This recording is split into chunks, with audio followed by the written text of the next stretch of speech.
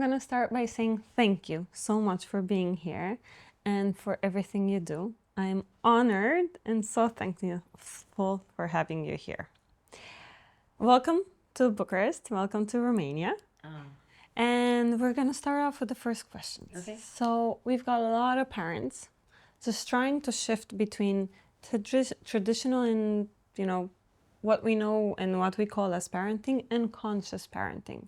What would you say are the main differences between these two? Well, first, thank you so much for having me. I'm so excited. Romania has surprisingly always been such a big supporter of my work. I had someone in the airport stop me saying that her mother and she had read the book A Radical Awakening. And then two other people kept on looking at me. I know they were shy. But so the main difference between traditional and conscious is that in traditional parenting, it's about fixing the child. It's about controlling the child. What is the child doing wrong? That's the first question that the traditional parent has. In conscious parenting, it is, what am I doing? And how am I creating a relationship where my child is now doing that? So the parent takes the burden of the responsibility onto them, not in a shaming way or to make them feel guilty, but to understand how is their childhood, how is their past influencing the present moment. So with all that knowledge and all that help and all that information, we still go to therapy, we still do a lot of things. Why is it that sometimes we just cannot transform ourselves in a way that we can let our kids be? We are still, and I'm going to say this, messing up our kids and failing them in so many ways. Why do you think what is there that we cannot get through? Well, part of it is part of the process of life and parenting. There is no relationship which will not have a lot of glitches. Okay. There's very few relationships are simpatico, right? Complete synergy. So why is that? It's because we are so different. We are such different temperaments and nature. So it's okay to clash. Okay. That doesn't mean that you're a bad person or you're not conscious. Clashing is normal. Okay. It's the not accepting the clashing. Okay. It's not accepting that we're different. That is the problem. So the reason why parents and children really have a problem, a disconnection, is because the parent doesn't want to accept that the child is not who they want them to be. The child is somebody completely different on different paths. If each one of us in a relationship could accept, you don't like me, that's okay. Hey. Or you don't agree with me, that's okay. We won't have a problem. The problem is in relationships, I want you to like me. Mm-hmm. I want you to like me the way I think I should be liked. And I want you to think, feel, have opinions just like me. So that is the problem. Now, when you do that with your child is a young human who is very easily influenced. Yeah. They cannot say, no, I don't like that. So what happens is that we begin to manipulate and maneuver and shape them into what I want. Yeah. And then you have the potential of killing the child's spirit. In an adult relationship, you can tell me, you know what? No, back off. And you can have boundaries maybe, but a child cannot have boundaries. Mm-hmm. So we take their essence, what is inside them, and we destroy it and put ourselves there, right? Yeah. In a relationship, in a child-parent relationship, who is responsible for the health of the relationship between them? And does that change with time? Let's say when you're 30 and your parent is 60. Yeah. How does the dynamic change? So I believe in conscious parenting, at least, that the parent is completely responsible for the emotional health of the child. So if the parent screams and hits the child, it's not the child's fault. It's the parent's fault because the parent has lost control of their emotions. But in the traditional model, in the way it is in your country, my country, parents will think it's the child who made them lose their temper. So that's what I'm going to teach here when I'm talking at your beautiful festival, at your seminar. Also, after a certain age, the child is now 25. Now, at this point, the child has to reclaim responsibility for their health. They cannot keep blaming their mother or their father after a certain point. All right. Thank you. Speaking of age and, growing up, sleep is probably one of the biggest debates parents have, especially in those ages in time, mainly because it puts a lot of pressure. There's a lot of tiredness and there's a lot of things you can't control. So we've got these methods from the 60s, 70s, 80s, where we are taught to train our kids to sleep. So we are taught to close the door and let them cry it out. We are taught to let them cry while we are not really, attuning to them, trying to hear them out, trying to help them calm down. What is your take on sleep training and the sleep training industry, which is becoming so big here in Romania? Yeah, so there's no such thing as sleep training that can ever be good for the child. You cannot train anybody anyway. Imagine if I tell you, Diana, I'm going to train you on how you should be a mother. You're going to immediately react. So imagine a child who is so young, who is not in control of their emotions. They don't even understand What's happening. And they think they are the same human as the mother. To be separated in such a cruel way is very harmful. Now, people listening may go, oh my God, that's how I was raised. Yeah. Or that's how I just raised my child. Yeah. I don't want them to feel guilty, but they should definitely think, oh, that's why I'm so messed up, if that's what happened to you. Yeah. With compassion. Okay. And also correct it if you're the parent immediately. So when children are young and they cry, that is their way of saying, I need help, I need help, I need help. So if you then ignore them or yell at them, they then feel that they are bad, they're not deserving of help, and they're helpless. Yeah. There's no one in the world to help them. So they develop a trust in the world that is very small, and then all their relationships are based on, you're not going to help me.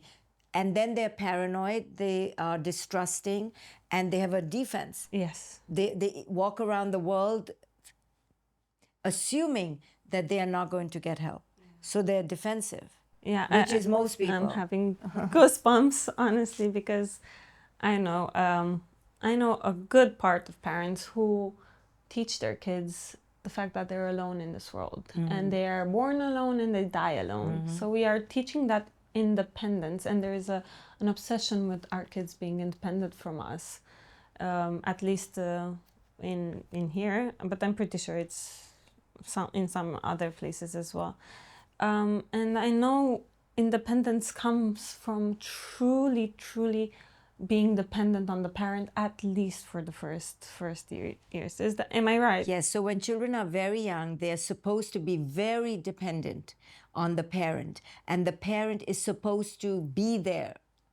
And then the child develops a foundation that the world is a safe place, people are there for me. And then very later in life, 18, 20, they are ready to go. Now, if we were living in a tribe, that separation can happen earlier because you go from this tribe to that tribe. But now, because you go from family to out there in the world, it takes longer. Humans take longer than other animals to separate. And this hyper focus on independence is really the parent's inability to be intimate. Okay. Because the parent did not have that. Mm-hmm. So we want to cut the cord because it's too uncomfortable to have somebody clinging to you. Yeah. But that is natural. The child is correct. Okay. You know? Oh, so nice. Amazing. As parents and as humans, we have an image of what success looks like to us, right? So when we're thinking about our child and being successful, we project some images. What would be your number one tip and trick to stop projecting ourselves in our child and try to like define success as the child defines it and as the child sees it. Whether we're talking about school, personal life, later in life, we're talking about their own families and their own way of being. There's no trick. The key is that the parent has to become comfortable with their failures and their success. If they're not comfortable and they feel like they failed in life, which most of us feel, we should do more. And even in success, we feel like we still should do more, we should achieve more. We then project that onto our children. If we are comfortable with where we are, number one. B, we have seen how our failures have created our strength. And C, we see through the illusion of success because now we're successful and we're like, okay, it didn't matter that much. Then you don't shove your children into that. But when you are still seduced by success and you go, oh, I would love one more car, one more shoe, and you think that's going to give you happiness, you're going to push your children. Not because you're evil, because you genuinely think that if they're a little bit more successful, they will be happier. Happier. Yeah, I see that.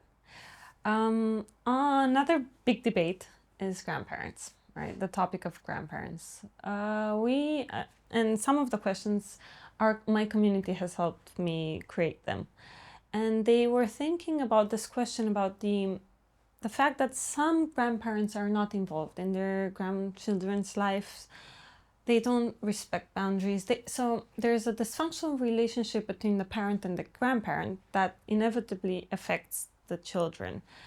How would you go about a relationship like that? And should we keep them in our lives no matter what? Or when is it time how to handle that?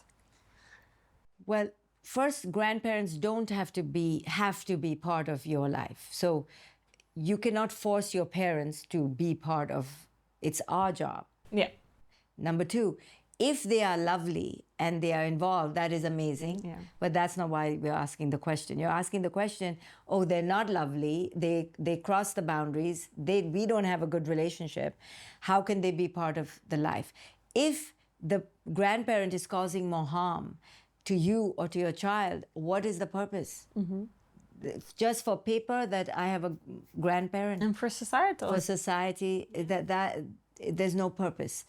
The purpose is if it's a beautiful relationship. If the relationship is going to cause you trauma or the child trauma, why is it there? Okay. Yeah, I understand. Because there was a lady who asked me, look, the grandparent doesn't want to come and see. They have never seen us since the child was born. Should I push it? No, that's so good that they're so clear. Yeah. And the parent has to have the grieving. The child is okay. Yeah. All right. School has recently started here in Bucharest and I think in many other places. And this is a question I actually got from a couple of parents, older kids.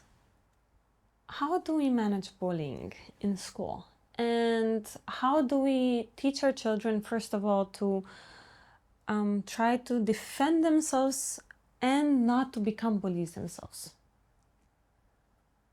Well, it's a complex question, but a child who is allowed at home to not be bullied by you, a child who is allowed at home to say, no, I don't want you to talk to me like that, or no, mom, I'm not ready to go to sleep. That kind of attitude, which we don't like, that is the attitude that will stop the bully. Thank you. Right? But we don't like that at home because then the child is constantly letting us know that it has rights and it has a voice. But if you don't encourage that voice at home, that child will grow up to be compliant and submissive. And then at school will also be the victim because other children will realize that this child can be manipulated. So if you allow your child to be bold and, you know, a little bit bratty. Uncomfortable. Yeah, that's what we call a brat. Yeah. When the child goes, no, I don't want that. Oh, we don't like that. We're like, what a brat. But that child will say, no, I don't want that. They At will school. learn to see it, Yes. to say it in a nice way, let's say later on. Later, They but have first time. it won't be a nice way. Yeah. Because how can a child say it in a nice way? Yeah. We can barely say it in a nice way. Exactly, yeah. So the child will say it in a rude way. And then culture will say, oh, you don't have a nice child. Yeah. You don't know how to raise your You're a children, do very you? bad parent. Yeah, I get that. Another question is, what is the limit between being authentic and being, masking some sides of us? And this is a kind of a specific, I'll give an example. We have a lot of, a high smoking rate in Romania as parents. Where should parents hide off and where should they be authentic with their child? Like, look, I have some behaviors that are not healthy. I do this.